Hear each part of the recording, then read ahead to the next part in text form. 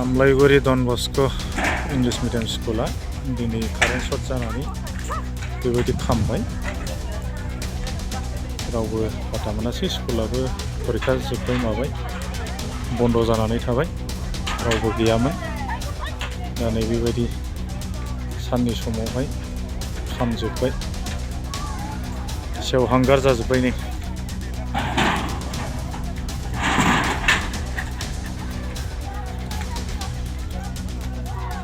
गायजोबो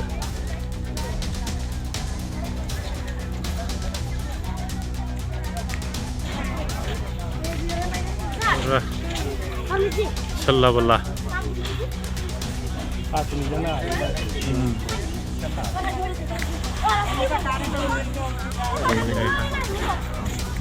गथनि बाहादुरि आरोना।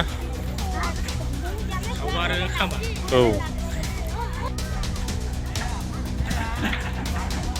आमलाइगुरि Don Bosco' English medium स्कुला दिनै कारेन्ट सर्ट जानानै बेबायदि खामबाय। रावबो बाथा मोनासै, स्कुलाबो फरिखा जोब्बाय माबाय बन्द जानानै थाबाय, रावबो गैयामोन। दा नै बेबायदि साननि समावहाय खामजोब्बाय, सेवहांगार जाजोब्बाय नै।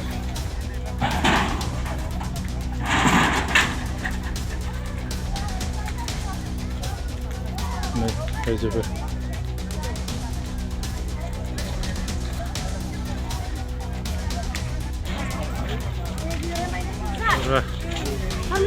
सल्ला बल्ला